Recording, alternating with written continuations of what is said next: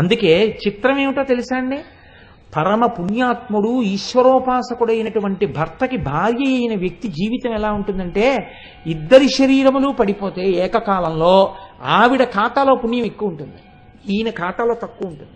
ఎందుకో తెలుసా అండి, ఈయన చేసిన దాంట్లో సగం ఆవిడకి వెళ్ళిపోయింది, ఈయనకి సగమే మిగులుతుంది. ఆవిడ పైన ఇంకొంచెం ఏదైనా చేసింది అనుకోండి, ఆవిడ ఖాతాలో దిగునీకృతం అయిపోతుంది. కాబట్టి భర్తని ఈశ్వరుడిగా అందించింది సనాతన ధర్మం. రెండు, యోమే భర్త సమే గురువు, భర్తయే గురువు. భార్యాభర్తల్లో భర్త ఉపదేశం తీసుకుంటే భార్యకి భర్త ఉపదేశం చేసేయచ్చు తప్ప ఇంకా మళ్ళీ భార్య కూడా ఉపదేశం తీసుకోవాలని ఏం లేదు ధర్మశాస్త్రం. ఆయన తీసుకుని ఆయన ఆవిడికి ఉపదేశం చేస్తారు. అంటే యోమే భర్త సమే గురువు. భగవంతుడికి చేసిన సేవ కన్నా గొప్ప సేవ ఎవరిది అంటే గురువుకి చేసినటువంటి సేవ. అది అసలు వదిలిపెట్టదు. గురువు గారికి చేసిన సేవ రక్షణ కవచమై నిలబడిపోతుంది. ఇప్పుడు ఆమె ఒక ఉపదేశం కూడా తీసుకుందనుకోండి, భర్త దగ్గర తీసుకుని ఆయన్ని సేవిస్తోందనుకోండి, ఆయనకి అన్నం వండి పెడితే ఈశ్వరుడికి గురువుకి వండి పెట్టిన ఫలితం పడుతుంది. ఈయనకి మనసు పెట్టి నైవేద్యం పెడితేనే. ఆయనకి కాళ్ళు పట్టిందనుకోండి, ఈశ్వరుడికి గురువుకి 2 ఫలితాలు వస్తాయి. ఆవిడ చేసిన ప్రతిదానికి ఇన్ని ఫలితములు ఆవిడికి పడుతూ ఉంటాయి. శాస్త్రం మినహాయింపు ఎక్కడివ్వలేదంటే అధిక్షేపణ యందు ఇవ్వలేదు. భర్తని అధిక్షేపిస్తే పాపం వేయకుండా ఉంటారా అని అడిగింది. ఒక్క నాటికి అలా ఉంచామంటే, నీకిన్ని సౌకర్యాలు ఎందుకు ఇచ్చామంటే భర్తని దైవంగా చూస్తావని, ఆయన కూడా అలా ఉంటాడని నమ్మింది ధర్మశాస్త్రం. నీవు ఆయనని అధిక్షేపించి అస్తమానం నీ జోక్కులు వేయడానికి అన్నింటికీ ఆయన స్టాక్ అయితే నీకు పుణ్యం ఉండదు, నీవు పాపమును మూట కట్టుకుంటావు. గురువుని అధిక్షేపించినట్టు, భగవంతుణ్ణి అధిక్షేపించినట్టు పాపం ఖాతాలో పడుతూ ఉంటుంది. కాబట్టి అస్సలు ఏమంటే మరి అలా అయితే ఇంకా హాస్యం పనికిరాదా? ఖచ్చితంగా అనుమతిస్తారు. ఎప్పుడు అది భర్తకి ప్రసన్నతకి కారణమైతే, ఆయన కూడా దాని వలన సంతోషిస్తే ఏ దోషం లేదు. ఆయన సంతోషిస్తే ఎడంకాలతో తన్నండి, ఇబ్బంది లేదు.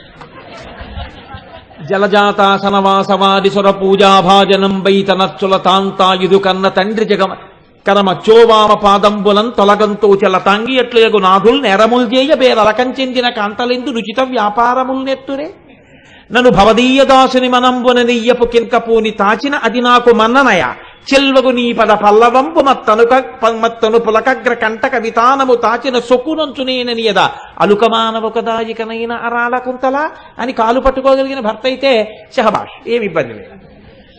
కానీ అలా తప్పు వద్దు, ఎందుకు అలా అనవసరం ఆయన అన్నాడు అనుకోండి, తనకండి. కాబట్టి నేను ఈ మాట ఎందుకు చెప్పాను అంటే, ఈ పరిధి, ఈ సరళ రేఖని నేను ఎందుకు చెప్పాను అంటే, మీకు ఇది ఒకటి చెప్పి ప్రయోజనం ఏమి ఉండదు. దాని యందు ధర్మశాస్త్రము యొక్క నియతిని మీరు గమనించవలసి ఉంటుంది. అప్పుడు ఇక్కడే ఇప్పుడే మీరు అనుగ్రహాన్ని, ఈశ్వరానుగ్రహాన్ని మూటలు మూటలుగా కట్టుకోగలుగుతారు. అందుకే ఒక పతివ్రత అన్న మాట ఒకటి ఉంటుంది సనాతన ధర్మంలో. వాడి ఎంత దూర్తుడవనివ్వండి, ఆయన పట్ల మర్యాదగా ప్రవర్తించింది అంతే. ఆవిడికి సూర్యోదయాన్ని ఆపు చేసే శక్తి వచ్చింది. దురాత్ముడు వాడైతే వాడికి అన్నం పెడితే ఈ శక్తి ఎక్కడి నుంచి వచ్చిందండి అంటే ఆయనలో దైవాన్ని చూసిందంతే. ఆ చూడ్డంలో ఆవిడ శక్తిని పొందేసింది. కాబట్టి ఇది సనాతన ధర్మము యొక్క గొప్పతనం. కాబట్టి ఇప్పుడు అమ్మవారు తాటంక యుగళీభూత తపనోడుపమండల తల్లి ఒక చెవికి సూర్యుణ్ణి ఒక చెవికి చంద్రుణ్ణి పెట్టుకుంది. మామూలుగా చెవికి పెట్టుకున్న ఆభరణమునందు సర్వమంగళాదేవతని ఉపాసన చేసినటువంటి స్త్రీ యొక్క సౌభాగ్యమునందు ఏ విధమైనటువంటి ప్రమాదము ఉండదు అని చెప్తుంటే, సూర్యచంద్రులే తాటకంకములుగా ఉన్నటువంటి తల్లి యొక్క సౌభాగ్యానికి మేర ఎందుకుంటుందండి? ఆ సూర్యచంద్రులు కదులుతుంటే కాలగతిలో లోకాలన్నీ పడిపోతున్నాయి. ఆ సూర్యచంద్రులు ఆవిడకి ఆభరణాలు. ఇంకా ఆవిడ భర్తకి ఇబ్బంది ఎక్కడ వస్తుంది? ఆవిడ సౌభాగ్యానికి ఇబ్బంది ఎందుకుంటుంది? కాబట్టి ఆవిడ నిత్య సౌభాగ్యవతి, ఆవిడ నిత్యమంగళ, సర్వమంగళ, పెద్దింటమ్మ, పేరంటాలమ్మ, తలుపులమ్మ, మీరు ఎన్ని పేర్లు పెట్టండి, అన్నీ ఆవిడే. కాబట్టి ఇప్పుడు అది ఆవిడ యొక్క అఖండ సౌభాగ్యమునకు సూచనగా ఉంటుంది. ఇందులోనే మీకు ఒక పెద్ద రహస్యాన్ని ఒకదాన్ని చెప్తారు లోకంలో. తల్లి లోకాలన్నింటినీ కూడా, తల్లి తన బిడ్డలందరినీ కూడా పోషించుకుంటుంది. పోషణ తల్లి తన యొక్క పాల చేత శైశవ దశలో పోషిస్తుంది. తర్వాత పిల్లవాడి మాట విని అమ్మా అనేటప్పటికీ గభాలను లేచి వచ్చి ఏం కావాలి నాన్న అంటుంది అని వాడికి కావలసినవి వండుతుంది. మీరు చూడండి, లోకంలో ఒక మర్యాద ఉంటుంది. అమ్మ తన కొరకు వండుకోవడం అనేటటువంటిది మీకు కనపడదు. ఇది నా కోసం వండుకున్నాను అని ఆవిడ అందవు. ఆవిడికి బెల్లం పెట్టిన కూర అంటే చాలా అసహ్యం అనుకోండి. ఆవిడ ఇప్పుడు తిందు బెల్లం పెట్టిన కూర. ఆవిడికి అది పెద్ద ఇష్టమైనటువంటి విషయం కాదు. కానీ పెళ్ళైన కొత్తల్లో అత్తగారు వడ్డిస్తూ ఉంటుంది, మా వాడికి కాకరకాయ బెల్లం పెట్టండి, ఆ కాకరకాయ బెల్లం పెట్టండి, ములక్కాడ బెల్లం పెట్టండి, వాడికి ఎంత ఇష్టమో అంటుంది. ఆవిడ ఎప్పుడూ బెల్లం పెట్టిన కూరలు ఇంట్లో వండుతుంది. కానీ ఆవిడ ఎప్పుడూ వెల్లుల్లిపాయ కూర వండుకోదు. ఎందుకు వండుకోదు? ఈయన ఎప్పుడూ వెల్లుల్లిపాయ ముట్టుకోడు. అందుకని ఆవిడ వెల్లుల్లిపాయ మానేసింది తప్ప మీకు 3 రోజులు సోమవంగా బుధ బెల్లం పెట్టి ఉండాను, గురు శుక్ర శని వెల్లుల్లిపాయతో వండుతాను అందం. తన కొరకు వండుకోవడం అమ్మకి రాదు, బిడ్డల కొరకు వండడమే అమ్మకు వచ్చు. మీరు అందుకే చూడండి, లోకంలో మర్యాద ఉంటుందండి. తండ్రి పదార్థం పెట్టడానికి తల్లి పదార్థం పెట్టడానికి చాలా తేడా ఉంటుంది. నేను ఇలా అన్నానని కాదు, మీరు గమనించండి. తండ్రి బజార్లోంచి ఒక 1/2 కిలో మధుర పదార్థం తెచ్చాడు అనుకోండి, ఒరేయ్ తినండి అని ఇస్తాడు. అమ్మ తెచ్చింది అనుకోండి, ఎలా ఉంది అంటే అమ్మకి తృప్తి ఇవ్వడంలో ఉండదు, తిని పిల్లాడు సంతోషించడంలో ఉంటుంది. తండ్రి తృప్తి ఎక్కడ ఉంటుందంటే ఇచ్చేయడంలో ఉంటుంది. బస్ అసలు ఆ పోషణ అమ్మండి, అది అన్నపూర్ణ అంటే. ఆవిడ మీరు అనుభవించి సంతోషించినప్పుడు కానీ ఆవిడికి పూర్ణత్వం లేదు, ఆవిడ ఆనందించదు. అది ఆడదానికి చెల్లింది, అది లేకపోతే లోకం లేదు అసలు. అమ్మవారు ఏం చేస్తుందిట అంటే ఆవిడ ఒక చెవికి సూర్యుడిని పెట్టుకుంది. ఈ సూర్యుడి ద్వారా ఈ లోకాన్నంతటిని ఆవిడ పోషిస్తుంది. ఎలా పోషిస్తుందో తెలుసా అండి? గాలిలో ఆక్సిజన్, కార్బన్ డైఆక్సైడ్, హైడ్రోజన్ అని 3 ఉంటాయి. ఈ 3 ఇంకా చాలా ఉంటాయి, హీలియం, ఆర్గాన్, నియాన్, క్రిప్టాన్ ఇవన్నీ ఉంటాయి. వీటిల్లో ప్రధానమైనవి ఆక్సిజన్, హైడ్రోజన్, కార్బన్ డైఆక్సైడ్. ఈ ఆక్సిజన్, హైడ్రోజన్, కార్బన్ డైఆక్సైడ్లలో మీరు కొంచెం జాగ్రత్తగా గమనిస్తే ఆక్సిజన్కి హైడ్రోజన్కి ఒకే రకమైన ధర్మం ఉంటుంది. 2 దహనదోహదకారులైన వాయువులు. ఇవి మంటని మండిస్తాయి. మంట మండుతుండగా మీరు ఆక్సిజన్ విడిచిపెట్టారనుకోండి, అది ఇంకా మండుతుంది. హైడ్రోజన్ వదిలిపెట్టారనుకోండి, ఇంకా మండుతుంది. 2 మండిస్తాయి. కార్బన్ డైఆక్సైడ్ విడిచిపెట్టారనుకోండి, మంట ఆరిపోతుంది. అమ్మవారి గొప్పతనం ఎక్కడుందంటే మంటని ఉద్దీపనం చేయగలిగినటువంటి హైడ్రోజన్ 2 పాళ్ళు, ఆక్సిజన్ 1 పాళ్ళు కలిపితే ఆవిడ మంటనార్పగలిగిన నీటిని తయారు చేస్తుంది. H2O, వాటర్కి అందుకే symbol, chemical code H2O. Hydrogen 2 పాళ్ళు, ఆక్సిజన్ 1 పాళ్ళు కలిపి నీరు చేసి ఆవిడ లోకాన్ని పోషిస్తుంది. కార్బన్ డైఆక్సైడ్ మనం పీల్చామనుకోండి ప్రాణం పోతుంది. ఎందుకంటే కార్బన్ డైఆక్సైడ్ని మనిషి వదిలిపెట్టేస్తాడు. మనం గాలిని పీల్చినప్పుడు ఆక్సిజన్ని తీసుకుంటాయి ఊపిరితిత్తులు, కార్బన్ డైఆక్సైడ్ని బయటకు వదిలేస్తాం. అందుకే వదిలే వాయువు వేడిగా కల్మషంతో ఉంటుంది. కానీ నిజంగా అమ్మవారి పెట్టినటువంటి నియతిని మీరు గమనించండి. చెట్లు ఏం చేస్తాయంటే కార్బన్ డైఆక్సైడ్ని పుచ్చుకుని ఆక్సిజన్ వదిలేస్తాయి. చెట్లు కూడా ఆక్సిజన్నే పుచ్చుకుని కార్బన్ డైఆక్సైడ్ని వదిలేయనుకోండి, అసలు మనుష్యులు ఎవ్వరు ఇంతకాలం బతకరు. ఎందుచేత అంటే చెట్టు ఏదైనా తినాలి అంటే తను తినడం కోసం తయారు చేసుకోదు. చెట్టు హైడ్రోజన్ని, ఆక్సిజన్ని, కార్బన్ డైఆక్సైడ్ని 3ంటిని సూర్యరశ్మితో కలిపి ఫోటోసింథసిస్ చేస్తుంది. అంటే కిరణజన్య సంయోగ క్రియ అంటారు తెలుగులో. ఈ కిరణజన్య సంయోగ క్రియ చేత క్లోరోఫిల్ చేస్తుంది. క్లోరోఫిల్ అంటే పత్రహరితం. ఆకుపచ్చగా ఉండడానికి కారణం ఏమిటంటే దాంట్లో ఆహారాన్ని తయారు చేసి పెడుతుంది.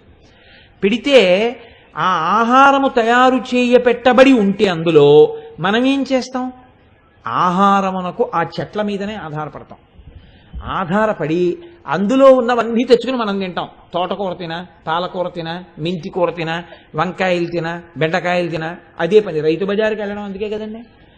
కాబట్టి ఇప్పుడు అమ్మవారు చెట్ల చేత ఆక్సిజన్ని విడిచేటట్టు చేసి కార్బన్ డైఆక్సైడ్ని పీల్చుకునేటట్టు చేస్తోంది. ఒక్క వేప చెట్టు ఇంట్లో ఉందనుకోండి, అమ్మవారే అన్నారు వేప చెట్టుని. అందుకే ఎందుకో తెలుసా అండి, అది కవచమై కాపాడేస్తుందంతే ఆరోగ్యాన్ని. ఒక పెద్ద వేప చెట్టు ఇంటి ముందు ఉంటే దాని మించి వచ్చేటటువంటి గాలి మిమ్మల్ని అలా ఓషధి కింద నిలబెట్టేస్తుంది. దాని మించి వచ్చే గాలిలో క్రిములున్నా సరే అది తొలగ కొట్టేస్తుంది, అంత శక్తివంతం. అందుకే అమ్మవారు వచ్చిందని వేపాకే కప్పుతారు. వేపాకుని అమ్మవారి కిందే చూసింది లోకం.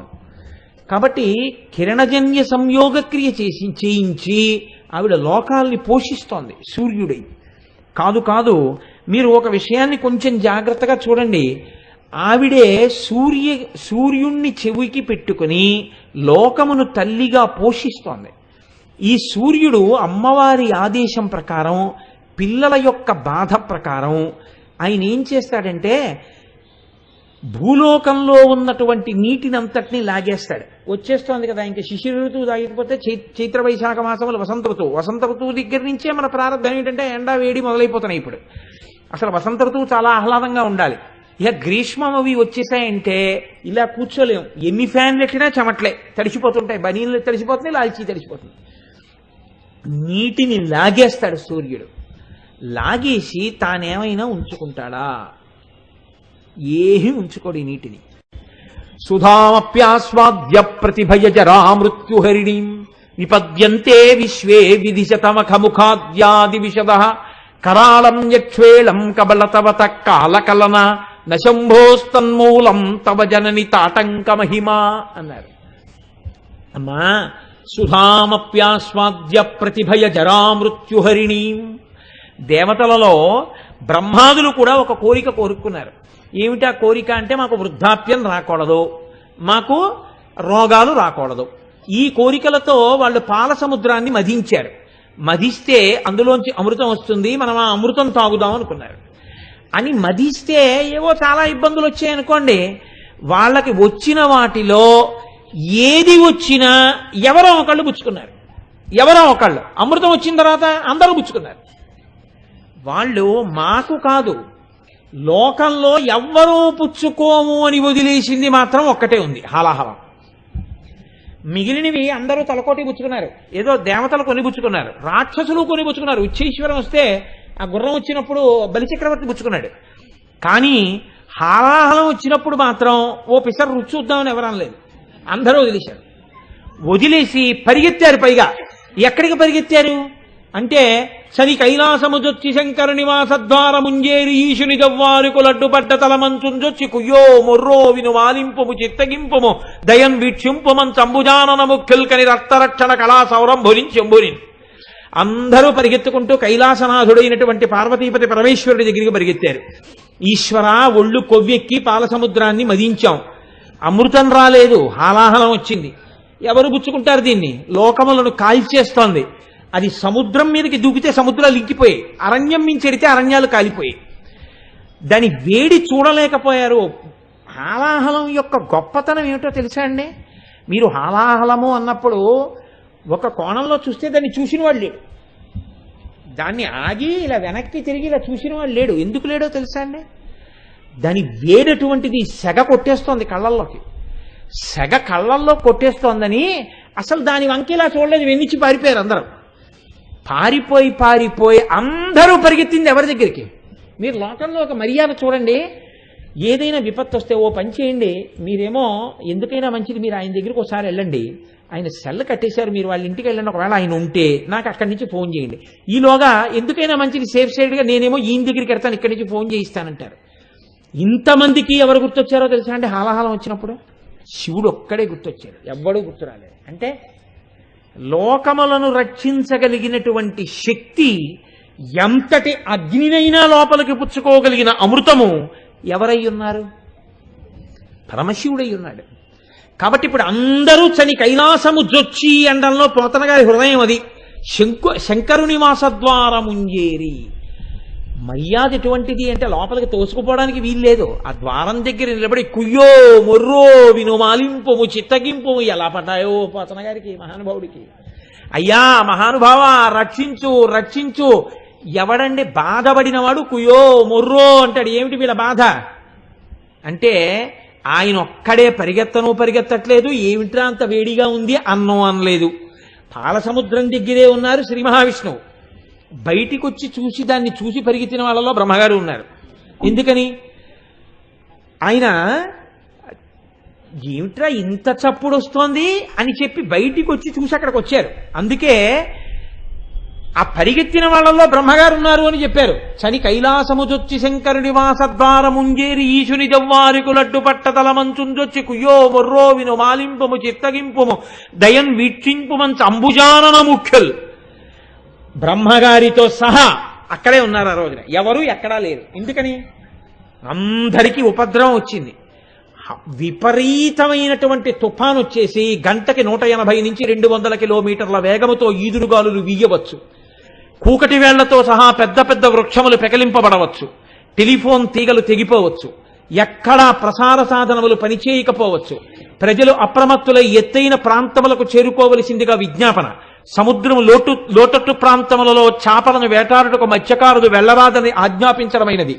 విపరీతమైనటువంటి వర్షముల చేత లోతట్టు ప్రాంతాలన్నీ జలమయమైపోతాయి. కాబట్టి రెవెన్యూ అధికారులందరూ కూడా అప్రమత్తులై ఖాళీలు చేయించి ఎత్తు మీద ఉన్న పాఠశాలలకు ప్రజలను తరలించవలసినదిగా ముఖ్యమంత్రి మరీ సమావేశం పెట్టి అధికారులను ఆజ్ఞాపించి ప్రతి అరగంటకి పరిస్థితిని అంతటినీ కూడా అంచనా వేస్తున్నారు. హైదరాబాద్ నుంచి బయలుదేరి ప్రత్యేకంగా రైలులో వచ్చేస్తున్నారు. అనేక చోట్ల పట్టాలు మునిగిపోయాయి కాబట్టి రైళ్లు తిరగట్లేదు. బస్సులు ఆగిపోయాయి. రోడ్లకి చెట్లు అడ్డంగా పడిపోయాయి అని కరెంటు పోయి టీవీ కూడా ఆగిపోయింది అనుకోండి. ఇప్పుడు చూసొద్దామని వీధిలోకి వెళ్తారా? ఎవడు వెళ్ళడు. ఎవడింట్లో వాడు బిక్కు బిక్కు బిక్కు బిక్కుమంటూ అందరూ తలుచుకునేటప్పుడు అప్పటి వరకు అంత వాణ్ణి నేనన్నవాడు కూడా ఈశ్వరుడికి వ్యతిరేకంగా చాలా గొప్ప ప్రసంగం చేసేటోడు. వేదిక దిగిపోయాక ఇన్నాళ్ళు ఈశ్వరుడి గురించి విన్నాం, ఈశ్వరుడు లేడని కూడా చాలా బాగా ప్రసంగం చేశారండి. ఎక్కడికి ఇంత శక్తి మీకన్నారట? ఏదో భగవద్ అనుగ్రహం లేండి అన్నట్టు అలా ఉంటుంది. అప్పుడు అందరికీ ఈశ్వరుడే కావాలి. అప్పుడు ఈశ్వరుడు ఈశ్వరుడు ఈశ్వరుడు అని మొదలు పెడతారు. అలా ఇప్పుడు ఉపద్రవం వచ్చిన తర్వాత ఎక్కడికి వెళ్ళారు? అందరూ కైలాసానికి చేరారు. చేరితే ఆయన అన్నాడు, ద్వారపాలకులు అడ్డు పెడుతున్నారు శూలాలు, ఆగండి, ఎక్కడికి వెడతారు? మీ ఇష్టం వచ్చినట్టు పరిగెత్తడమేనా? వస్తారు ప్రభు. ఏమిట్రా పిల్లలందరూ ఏదో అరుస్తున్నారు, ఏదో పెద్ద అబ్బాయి బ్రహ్మగారి కంఠంలా ఉంది, బావమరిది విష్ణువు కంఠంలా ఉంది, ఏమిటి వీళ్ళందరూ వచ్చారు ఇవ్వాలని పాప ఆయన గబగబా లోపల నుంచి పాశించ ఘంటాం ఠంగ్ ఠంగ్ అని గంటలు వాయించుకుంటూ ఆయన బయటకు వచ్చారు. ఆయన తెలియదేంటి, సర్వజ్ఞుడు. ఆయన అన్నాడు, ఏమిటి ఇలా వచ్చారు అంతమంది? అబ్బాయి ఏం లేదండి, బాహుశక్తిన్ సురాసురుల్దని అప్పాలవెల్లి మధింప హాలాహలంబు జనించే ఏరి కలంఘమై భువనంబు కోలాహలంబు చేసి చిచ్చులాగమంగుని ప్రాణి సందోహమున్ బతికింపరే దయ దొంగిలింపగనీశ్వర. ఒళ్ళు కొవ్వి పాలసముద్రం చిరికాం. ఉన్న శక్తులు చాలక ముసలితనము రాకూడదు, రోగాలు రాకూడదు, అమృతం దాగేద్దామని. అది రాలేదు, హాలాహలం వచ్చింది. ఇప్పుడు మేం కాదు, ప్రాణికోట్లు అన్ని పోతున్నాయి. కాస్తరి మీరు పుచ్చుకుంటారేమో అని వచ్చాము. ఆయన ఏమనాలండి, మీ మొహం ఎడచాన్ని తలుపేసేయాలి, లేదా మీరు ఎటు పరిగెడుతున్నారో చెప్పండి, నేను వస్తాను. ఈయన రెండూ అనలేదుట. ఆయన ఏం చేశాడో తెలుసా అండి? అమ్మవారికి నచ్చ చెప్పుకున్నాడు వెళ్ళి. కంటే జగముల దుఃఖము వింటే జలజనిత విషపు వేడి మీ ప్రభువయ్యుంటకు వార్తుల ఆపద గింటించుట దాన ఫలము దానం కీర్తి మృగాక్షి అని. ఒక్కనాడు కొడుకు, రే ఒక్కసారి రారా, చూడాలనుందిరా, రారా రారా అంటే, నాన్నగారండి ప్రమోషన్ వచ్చిందండి, ప్రొబేషన్లో ఉన్నానండి, ఇప్పుడు రాకూడదండి, మీరు ఎప్పుడు కావాలంటే అప్పుడు సెల్లో దొరుకుతానండి, ఒక కొత్త సెల్ తీసుకున్నానండి, మీరు ఆ నెంబర్ కొట్టండి, మీతో మాట్లాడతాను అన్నాడు తప్ప రాలేదు. వాడికి కావేరులు వచ్చి హాస్పిటల్లో ఉన్నాడు. కోడలు ఫోన్ చేసింది ఏడుస్తూ, మా అయ్యగారు మీరు ఒకసారి వస్తే బాగుంటుంది, నాన్నగారు అంటున్నారండి ఆయనని. ఇప్పుడు తల్లి ఒకవేళ ఇన్నాళ్ళు మీరు పిలిస్తే రాలేదు, ఈ రోహిణీ కార్తెలో ఎక్కడికి వెడతాం, ఏడవనివ్వండి, అలాగా దుర్మార్గుణ్ణి అందనుకోండి. పెద్ద ఆయన అంటాడు, అదేంటి అలా అంటావు, తప్పు, కొడుకు వాడు ఏదో పాపం దుర్దుడుకుతనం చేశాడు, ఆ పాటి దానికే అని పద బయలుదేరదాం. ఎక్కడ బయలుదేరతాం? పేపర్ చూసారా? ఏమి ఎక్కడ తత్కాల్ కాదు, ఉత్తర క్షణకాల్లో కూడా ఏం లేవుట. అంటే జనరల్ కంపార్ట్మెంట్ ఎక్కుదాం. రోహిణీ కార్తెలో నెత్తి మీద గుడ్డేసుకుని పెద్ద ఆయన కొడుకు దగ్గరికి వెళ్తాడు. అలా ఈయన భార్యకి నచ్చ చెప్పుకుంటున్నారు, పుచ్చేసుకుంటాను పార్వతి అని.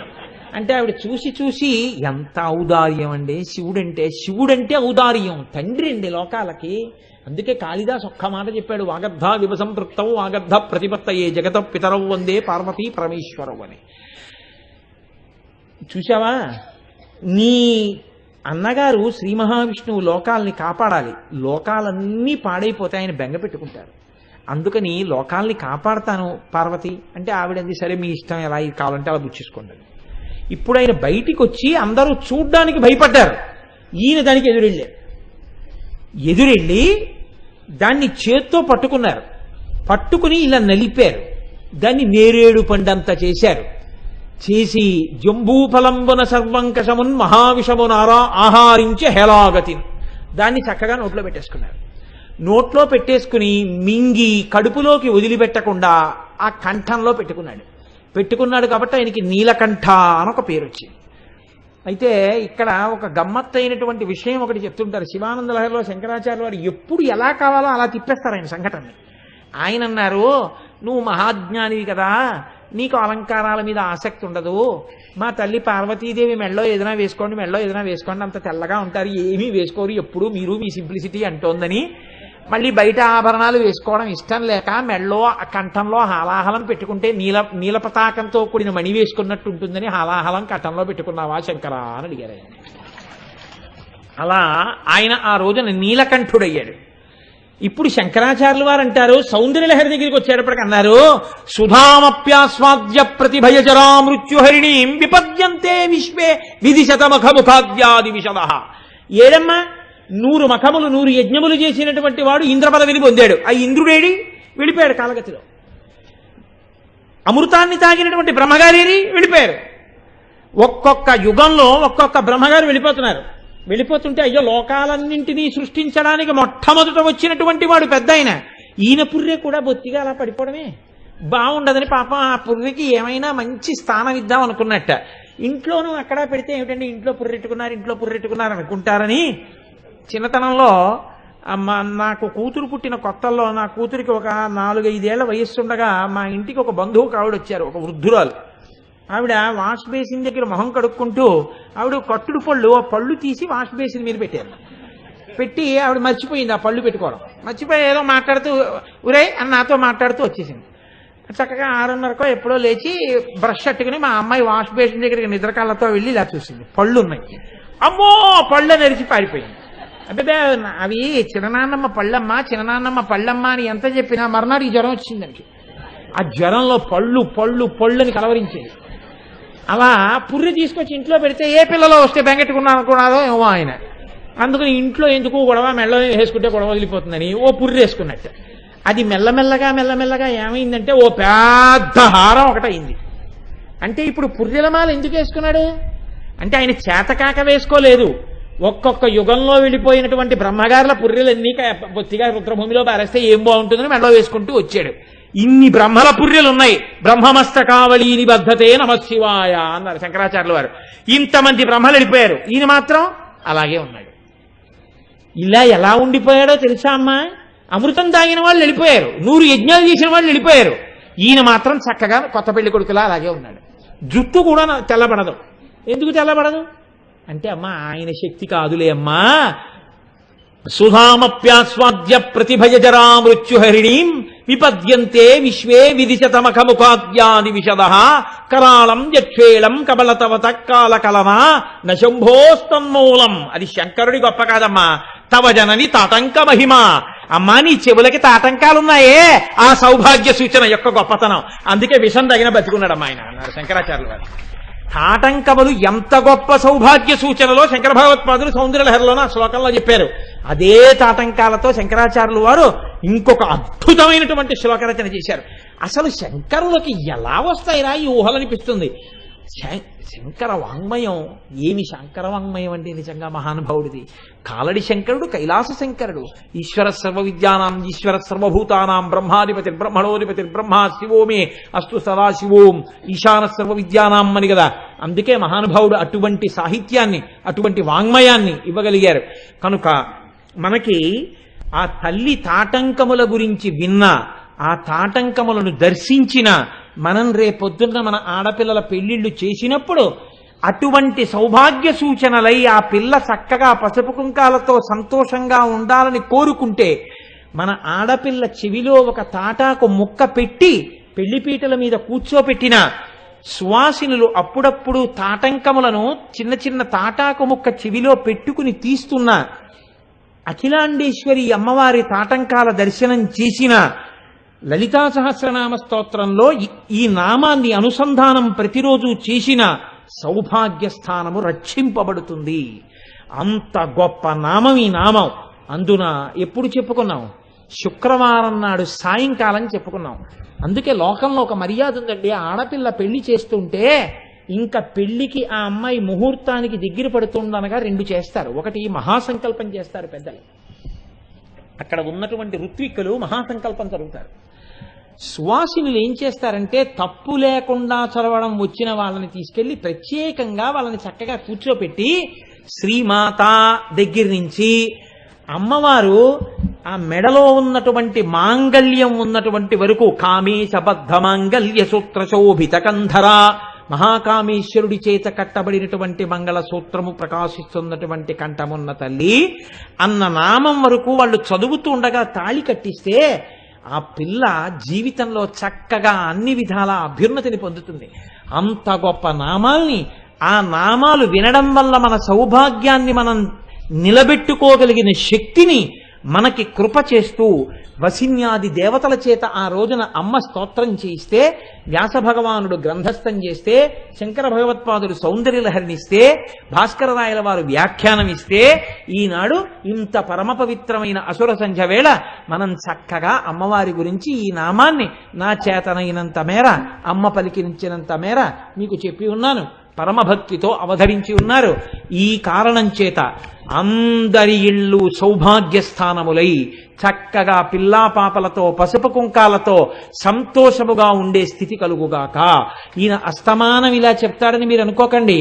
నేను ఇది చాలా పరమ పవిత్రమైన నామం అనుకున్న రోజు మాత్రమే ఈ మాట చెప్తుంటాను.